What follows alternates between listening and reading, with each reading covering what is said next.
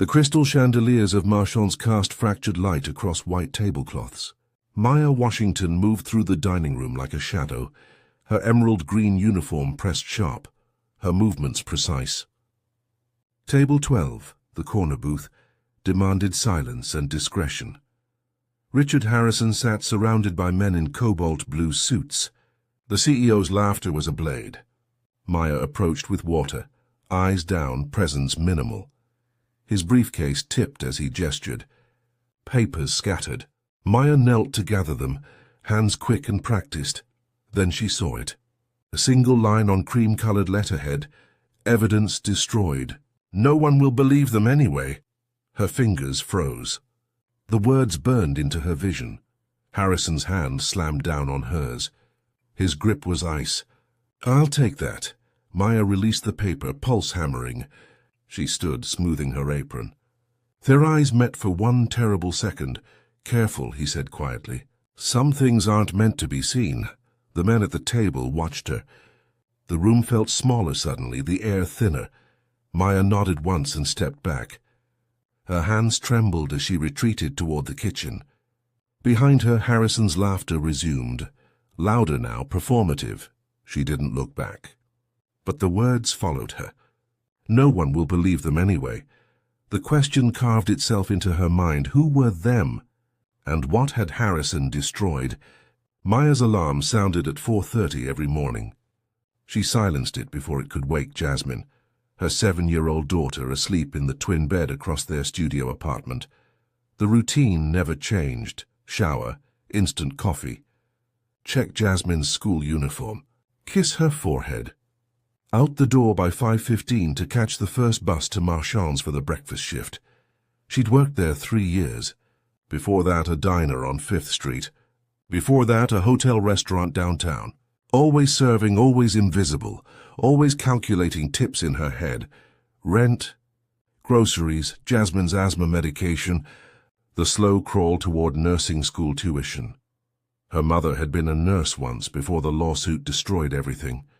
Before the hospital claimed she'd falsified records, though she'd only reported safety violations. No proof, they said. Just her word against theirs. Maya learned young, documentation mattered more than truth.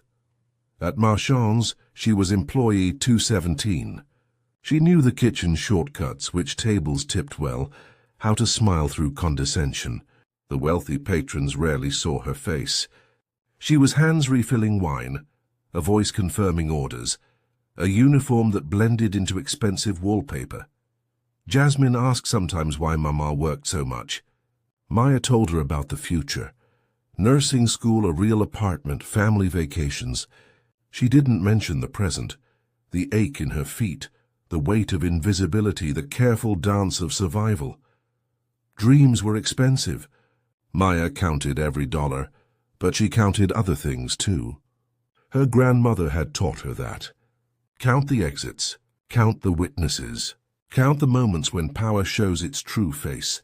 Today power had shown itself, and Maya had seen. Harrison returned for dinner 3 nights later. Maya wasn't assigned to his section, but Marcus called in sick. She inherited table 12. The CEO sat with 4 executives, their voices low and urgent. Maya approached with menus, eyes trained on neutral middle distance. "Gentlemen," she said, "can I start you with drinks?" Harrison glanced up.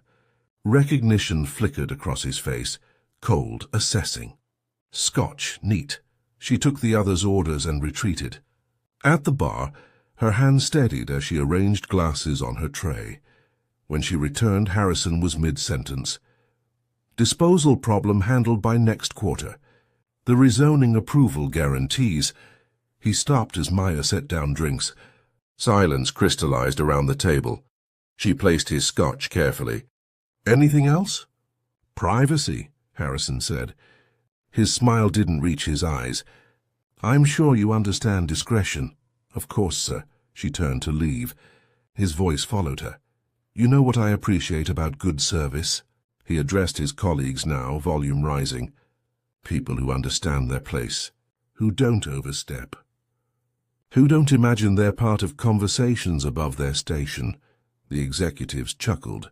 Nearby tables glanced over. Maya's spine straightened.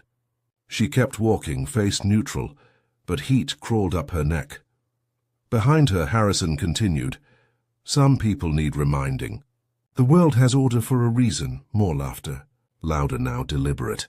Maya pushed through the kitchen doors. The noise of dinner service crashed over her. Clattering pans, shouted orders, steam hissing from dishwashers. She leaned against the wall, breathing carefully. Her grandmother's voice echoed, "They want you silent. Don't give them silence. Give them documentation, but document what? A feeling? Humiliation?" The way his words landed like a hand across her face. She had no proof. Only the memory of cream-colored paper and 9 devastating words. Maya finished her shift on autopilot. Smile, serve, clear, repeat. Her hands moved through familiar motions while her mind circled Harrison's performance. People who understand their place. The phrase sat like broken glass in her chest. She'd heard it before. Different words, same message. Her whole life, a chorus of voices telling her where she belonged. Which rooms she could enter. Which questions she shouldn't ask. The bus ride home blurred past darkened storefronts. Maya pressed her forehead against the window, watching her reflection ghost across the glass. Her grandmother would have handled this differently. Lorraine Washington had marched in Birmingham, documented police violence, testified in court despite threats. She taught Maya that silence was complicity, that bearing witness mattered even when it cost everything, especially when it cost everything. But Lorraine hadn't had a 7-year-old daughter, hadn't been one missed paycheck from eviction. Maya climbed the stairs to their apartment. Jasmine was asleep, the babysitter dozing on the couch. She paid Mrs. Chen, locked the door, and stood in the small kitchen, staring at nothing. The letter's words circled back. Evidence destroyed. No one will believe them anyway. Who were them? What evidence? And why did Harrison need it destroyed? She thought about his table conversation. Disposal problem. Rezoning approval. Something clicked in her memory. Last month's news. Families in the Riverside neighborhood complaining about illness clusters. Children with respiratory problems. The city commission promising investigations that never materialized. Riverside was predominantly black, poor, powerless, the kind of neighborhood that could be sacrificed for corporate convenience. Maya's hands curled into fists. Her grandmother's voice again. Document everything. Truth needs evidence. She didn't have evidence, but she'd seen proof it once existed, and Harrison's fear, the ice in his grip, the public humiliation, told her that letter mattered. Maya couldn't sleep. At 2 a.m., she pulled boxes from the hall closet. Her grandmother's archive, untouched since Lorraine's death 5 years ago. Newspaper clippings, protest flyers, photographs of marches, and journals, dozens of them, filled with Lorraine's careful handwriting documenting meetings, conversations, threats. Maya had been 12 when she first understood what her grandmother did. A white police officer had beaten a black teenager at a bus stop. No witnesses came forward, except Lorraine. She'd been walking her usual route, camera in her purse, always a camera. She photographed the officer's badge number, the boy's injuries, the scattered groceries. She found the boy's family. She testified the officer was suspended. The boy's family won their case, but Lorraine paid. Threatening calls, slashed tires, a brick through her window. Maya's mother begged her to stop. "You're going to get yourself killed." Lorraine had smiled, tired but resolute. If not me, then who? If not now, then when? Years later, history repeated. Maya's mother, a nurse, reported safety violations at County General, equipment failures endangering patients. She filed official complaints, documented incidents, followed every protocol. The hospital's response was swift, falsified records, claims of incompetence, termination. Her mother fought back with a discrimination lawsuit. No physical evidence supported her claims. The hospital had lost the files. The court sided with the institution. Her mother never worked as a nurse again. Maya was 16. She watched her mother's spirit break under the weight of truth without proof. She learned the lesson. Documentation wasn't enough.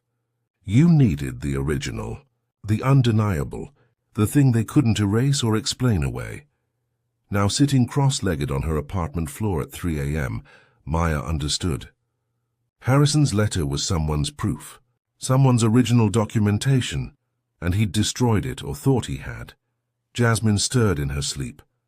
Maya watched her daughter's chest rise and fall, thought about the riverside children struggling to breathe. Her grandmother's voice, clear as morning, "Silence protects no one." Least of all your own, Maya made her decision. She didn't have the letter, but she could watch for another chance. Some things were worth the risk.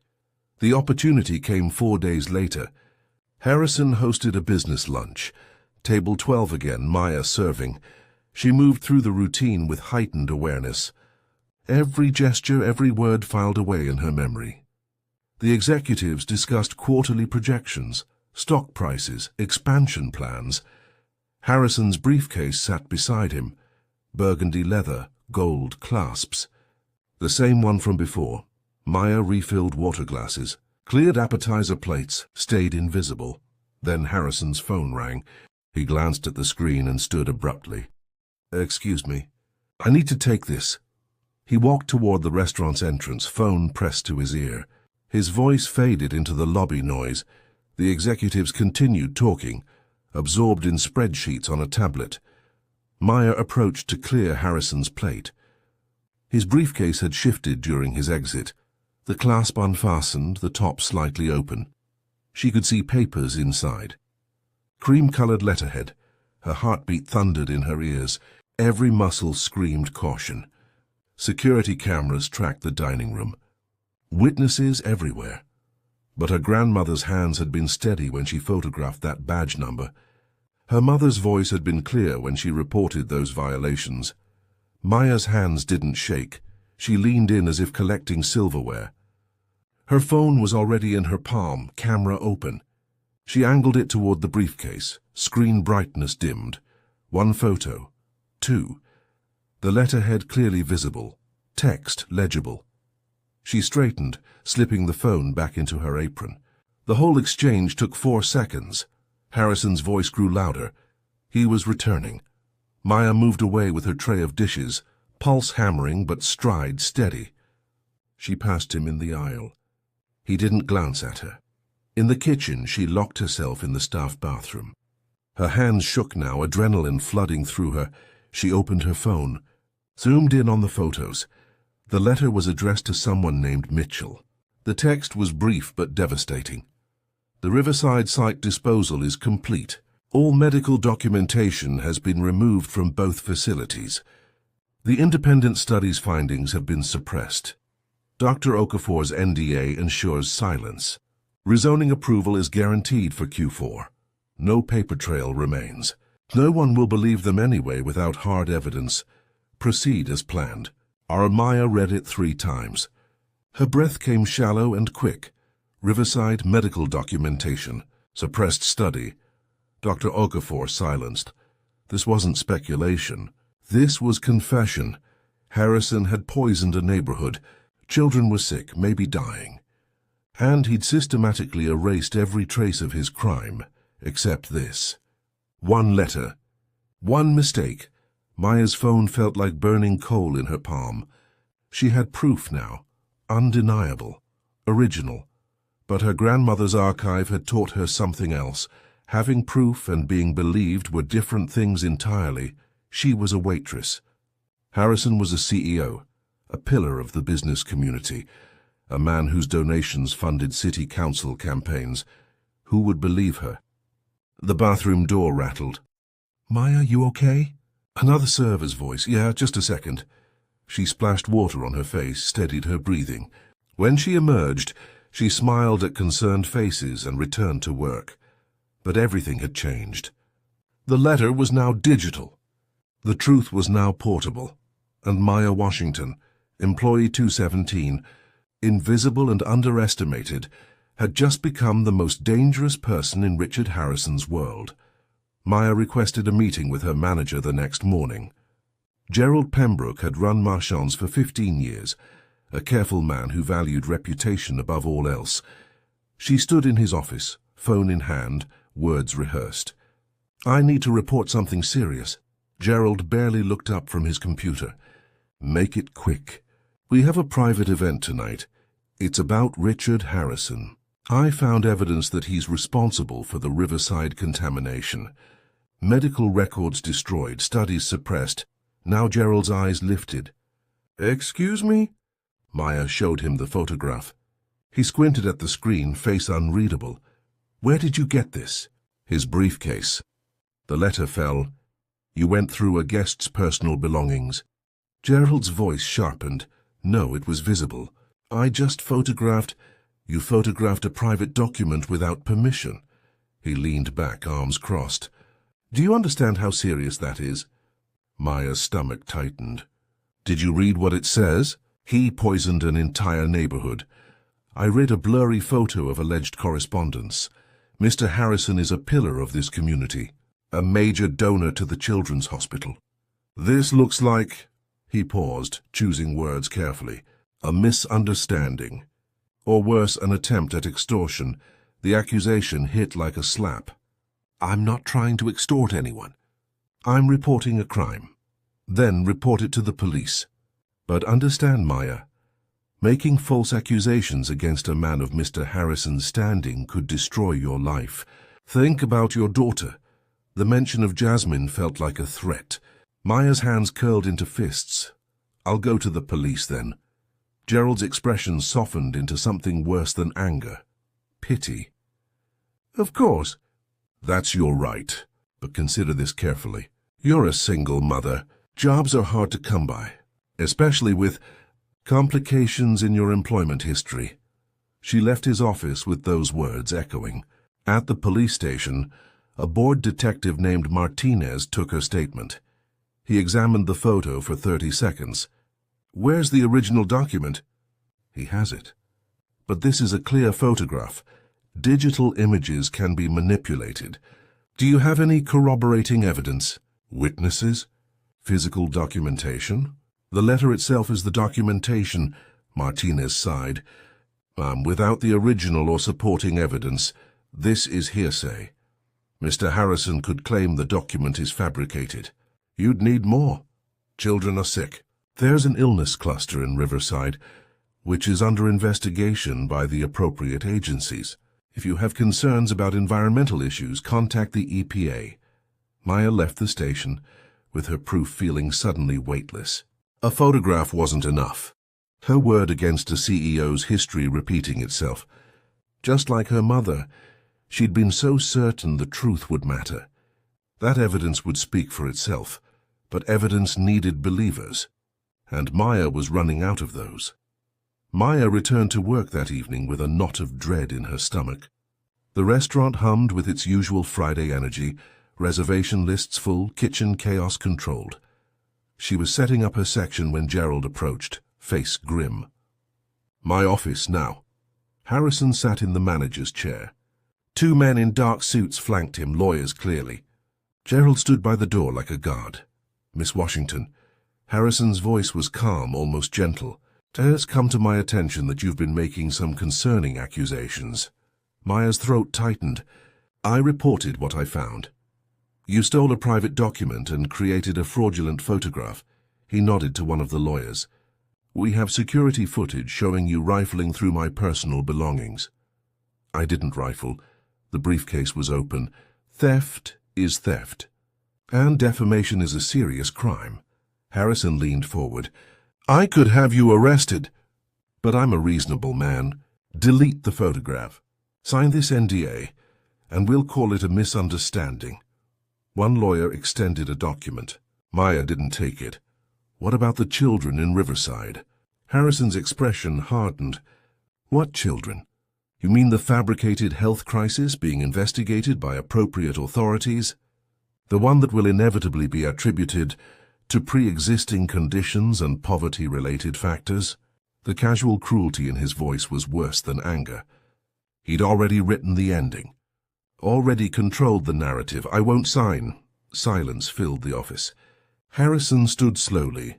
"Then you're terminated, effective immediately. And Miss Washington?" He buttoned his suit jacket. "I have friends throughout this city's restaurant industry. Your employment prospects just became very limited." Gerald handed her a termination letter. "Security will escort you out."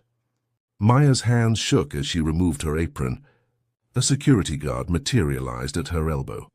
As she was led through the kitchen, past servers who wouldn't meet her eyes, Harrison called out, "Oh, and Maya!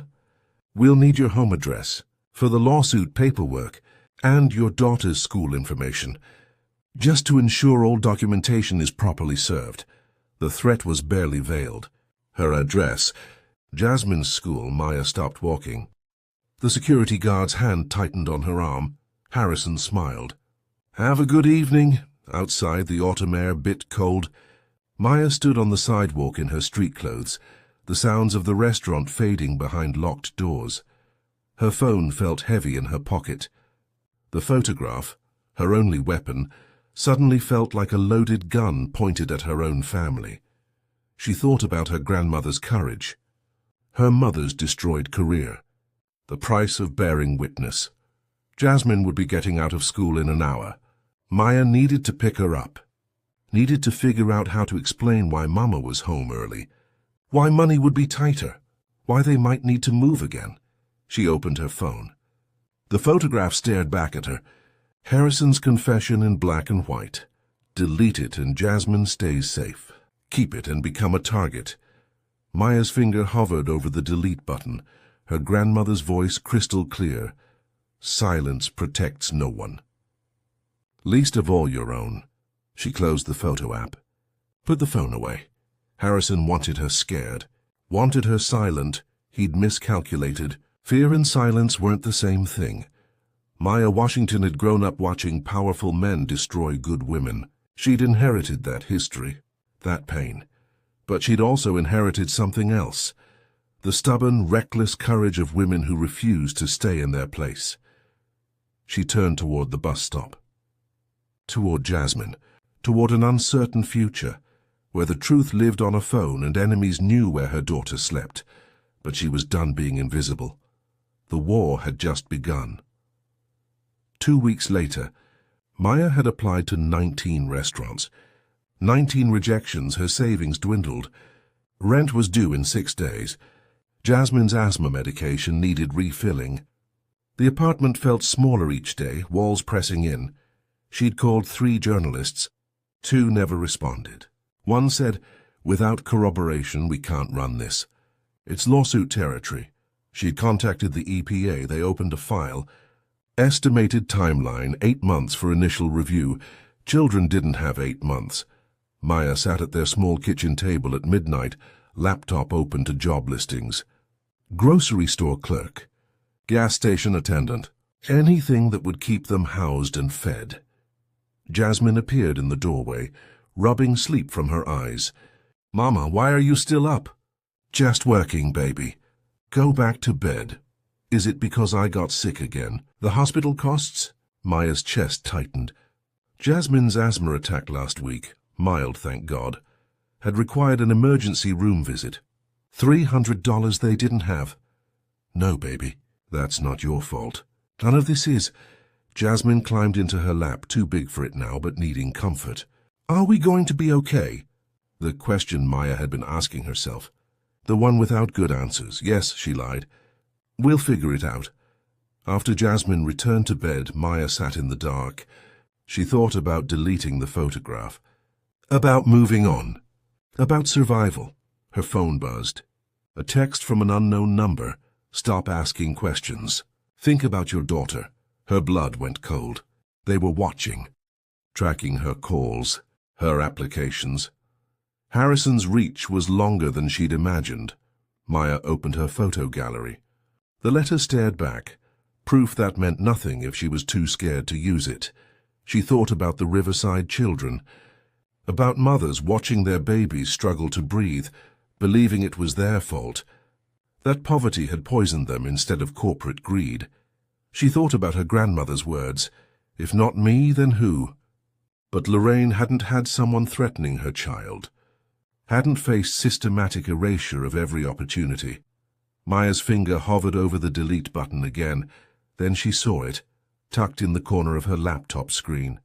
A photograph of her grandmother at a march, Jasmine's age, holding a sign, "Our children deserve truth." Maya closed her eyes, breathed, opened them.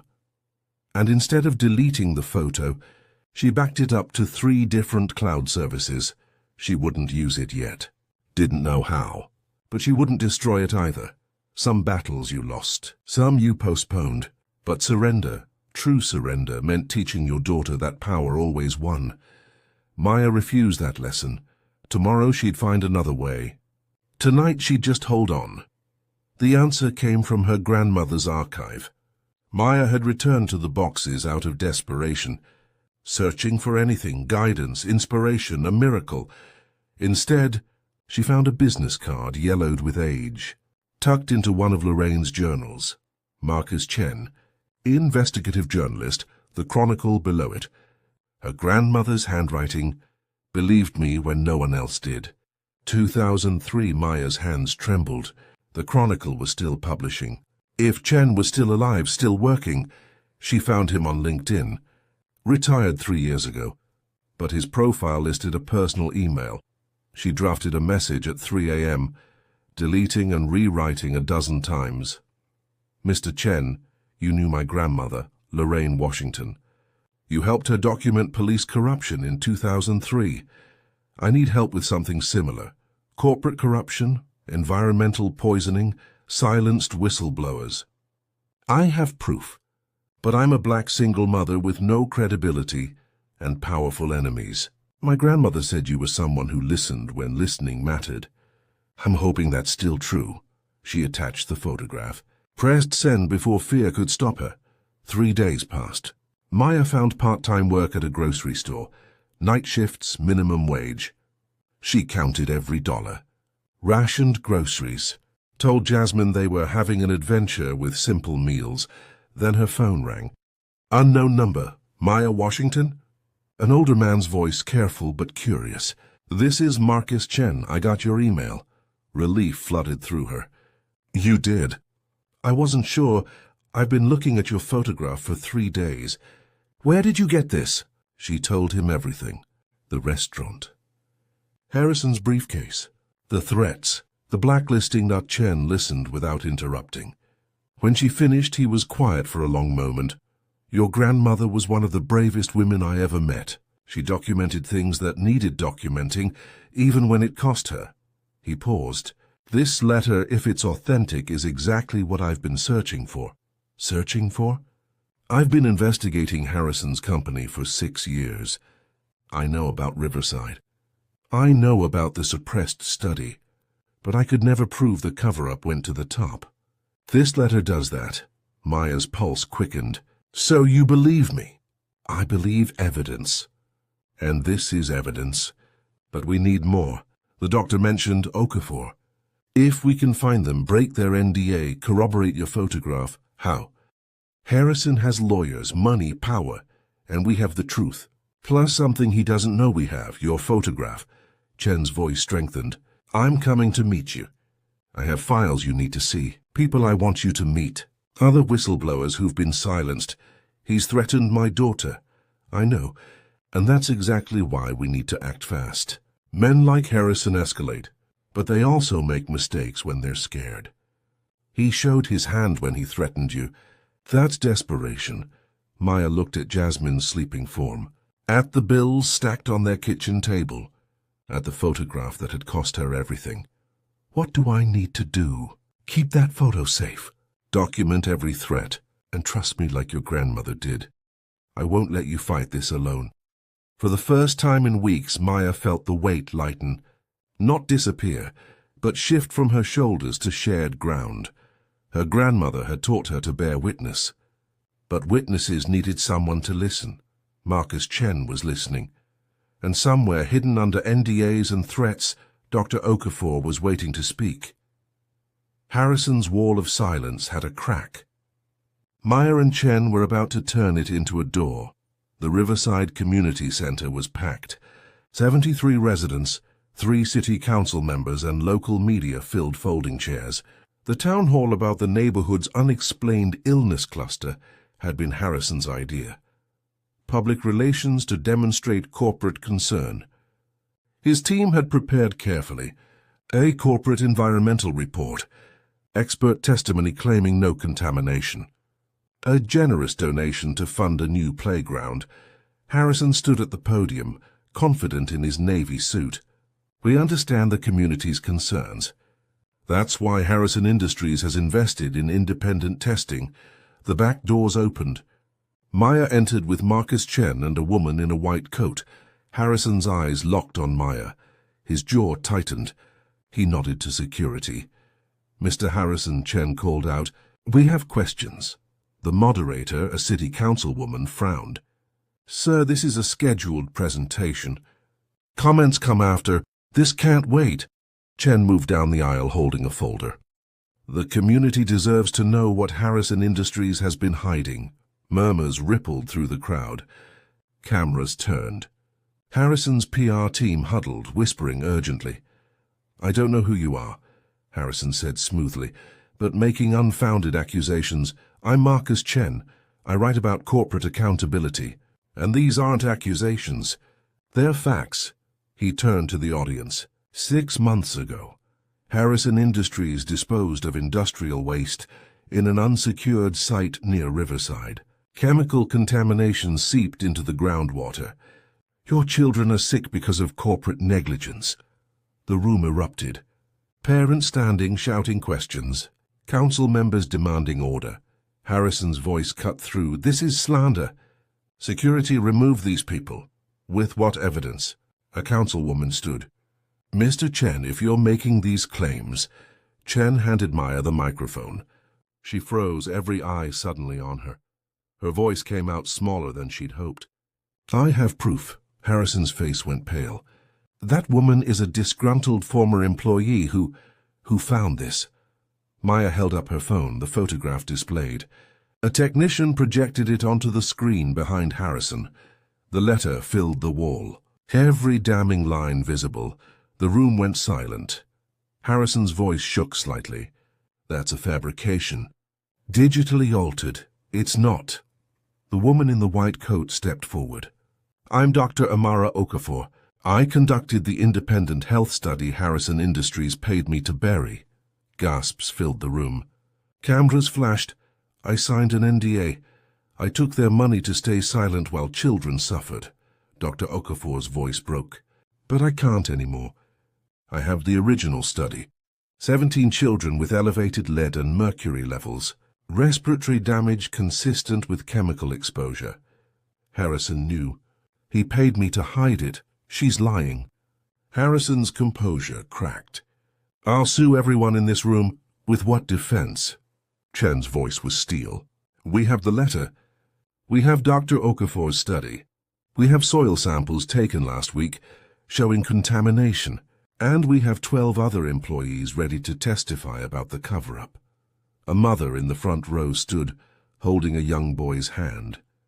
"My son has been in the hospital 4 times." "You did this?" Other parents rose. A chorus of voices, anger, grief, betrayal. Harrison's lawyers surrounded him, pulling him toward the exit. But a councilman blocked the door. "Mr. Harrison, you're not leaving until we get answers." Harrison's mask finally shattered. "I have no idea who you're dealing with. I built this city. I fund your campaigns. You want to destroy me over some..." He stopped. Everyone was recording now. Every phone raised. Every word documented. Maya stepped closer to the podium. "Over some what, Mr. Harrison?" "Some black children. Some poor neighborhood, say it. Let everyone hear what you really think." Harrison's eyes met hers, pure hatred. "You're nobody. A waitress. You think anyone cares about..." "I care." Dr. Okafor's voice rang clear. "I'm a doctor who violated her oath. But I'm done being silent. I care. A mother holding her sick child. We care." The crowd rising, voices building. Chen placed a hand on Maya's shoulder. The FBI is outside. They'll want to talk to you. Harrison's face drained of color. The FBI? Environmental crimes. Corporate fraud, conspiracy, that letter you wrote. It's evidence in a federal investigation now. Security guards stepped away from Harrison. His lawyers exchanged glances. One whispered urgently in his ear. The crowd parted as federal agents entered. Maya watched Harrison's world collapse, every pillar of power crumbling, every connection suddenly fragile.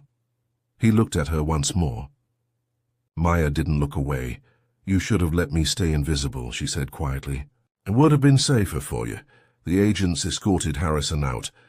Cameras followed. Parents surrounded Dr. Okafor, asking questions, crying, thanking her. Chen turned to Maya. Your grandmother would be proud. Maya thought about Lorraine, about her mother, about every woman who'd spoken truth and paid for it. They usually are, she said, after the cost is already paid. But looking at Jasmine, who'd watched from the doorway with Mrs. Chen, Maya knew the cost had been worth it. Some lessons were worth inheriting, especially the ones about refusing silence. The investigation moved swiftly once the wall broke. Federal agents found Harrison's correspondence with Mitchell, his VP of operations. Both were arrested within 48 hours. Dr. Okafor's testimony opened floodgates. 12 employees came forward. Engineers who'd been ordered to falsify reports. Accountants who'd hidden disposal costs. A city inspector who'd been paid to approve unsafe sites. The Chronicle ran Chen's investigation as a 5-part series. Maya's photograph, the letter that started everything, appeared on the front page. Her story followed. The waitress who refused to be invisible. Job offers came. Interview requests. Legal firms wanting her testimony. The NAACP contacted her about speaking engagements. Maya took a week to decide. She sat with Jasmine, explaining what had happened in language a 7-year-old could understand. So you were brave? Jasmine asked. I was scared, Maya corrected. But I was brave too. Sometimes they're the same thing. 3 months later, Maya accepted a scholarship from a nursing school, funded by reparations Harrison's company paid to Riverside. Full tuition, living stipend, childcare included. She thought about her mother, whose nursing career had ended in silence, about how justice sometimes came too late for those who needed it most. But Jasmine would grow up watching her mother become a nurse. Would learn that truth, even when costly, mattered more than safety. On her first day of classes, Maya wore emerald green, her old uniform color. A reminder of where she'd been, who she'd been expected to remain. Her phone buzzed during orientation. Chen Harrison pled guilty. 20 years minimum. Riverside cleanup starts next month. Maya closed her eyes. Justice felt different than she'd imagined. Not triumphant. Not simple, just necessary. That evening she visited her grandmother's grave, placed flowers, lavender, Lorraine's favorite. Traced the dates on the headstone. I did it, Grandma. Like you taught me, documentation bearing witness. Refusing silence, the wind moved through nearby trees. Maya imagined it was her grandmother's approval. Her mother's, too. She returned home to Jasmine, practicing reading. Her daughter looked up, proud of new words conquered. Mama, what does integrity mean? Maya knelt beside her. It means doing the right thing, even when it's hard. Even when you're scared. Even when no one's watching. Like you did? Like we all have to. When it's our turn. Jasmine hugged her textbook. I want to be brave like you. You already are, baby. You're learning. That's the bravest thing there is. Maya thought about the letter. About Harrison's arrogance. Assuming no one would believe a waitress. About how power always underestimated those it considered powerless. She'd been nobody. Employee 217, invisible. But invisibility had been her advantage. They never saw her taking the photograph. Never imagined she'd fight back. Her grandmother had known. The most dangerous witnesses are the ones powerful people ignore. Maya Washington had learned that lesson well, and she taught it back, with evidence, courage, and the stubborn refusal to accept her assigned place. Some people stayed in boxes. Others burned them down. Maya had chosen fire. 6 months later, Maya stood at a podium in Riverside. The playground, built with settlement funds, gleamed behind her. Children played, their laughter cutting through autumn air. She'd been asked to speak at the dedication, to say something about justice, about courage. She looked at the faces gathered, mothers whose children were healing. Chen with his notepad, Dr. Okafor now working at the community clinic, Jasmine holding Mrs. Chen's hand. My grandmother used to tell me that silence is a choice. She said powerful people count on our fear, our exhaustion, our belief that change is impossible. Maya's voice carried across the crowd. They're counting wrong. A few people nodded. She continued, I was nobody, a waitress, a single mother worried about rent and survival. The last person who should have challenged a CEO. That's exactly why it worked. They never expected me to be watching, to be documenting, to refuse to disappear. She pulled out her phone, opened the photograph, the letter that had changed everything. This is what truth looks like. Not perfect, not delivered by the right messenger, just real. Harrison thought he'd destroyed all evidence. But evidence has a way of surviving, especially when ordinary people decide to be extraordinary. Jasmine waved. Maya waved back. I didn't do this for recognition. I did it because Riverside's children deserved what my daughter deserves. Air that doesn't poison them, water that doesn't sicken them. A world where corporations can't sacrifice neighborhoods because they're black and poor and supposedly powerless. Her voice strengthened. But we're not powerless. We're just told we are until we believe it. She thought about her grandmother's marches, her mother's destroyed career, the women whose courage had failed but whose lessons survived. Bearing witness matters, even when you're scared, especially when you're scared, because silence doesn't protect us, it protects them. Maya looked at the children playing, their lungs clear now, their futures reclaimed. We owed these children truth. We owed ourselves dignity. Some debts are worth paying, the crowd applauded. But Maya wasn't finished. Harrison's in prison. His company's paying damages. The investigation continues. But the real victory isn't his punishment. It's this playground. These children. This community refusing to accept that some lives matter less than profits. She paused. My grandmother said, if not me, then who? If not now, then when? I'm saying the same thing to everyone who sees injustice and looks away. Your silence is a choice. So is your voice. She stepped down from the podium. Jasmine ran to her, arms outstretched. Mama, I'm proud of you. Maya held her daughter close, breathing in the moment. The children's laughter. The community rebuilding. The evidence of ordinary courage changing everything. She thought about the letter one more time. About how Harrison's arrogance, no one will believe them anyway, had been his undoing. He'd been right about one thing. Belief was hard to come by, but Maya had learned what her grandmother knew. You don't wait for belief. You create evidence. You refuse silence. You bear witness even when the cost is everything, because some truths are too important to bury. And some women, invisible women, underestimated women, women told to know their place, are too dangerous to ignore. Maya Washington had found a letter, but she'd discovered something more powerful, her own voice in a world that preferred her silent. That was the real evidence. The kind no one could destroy.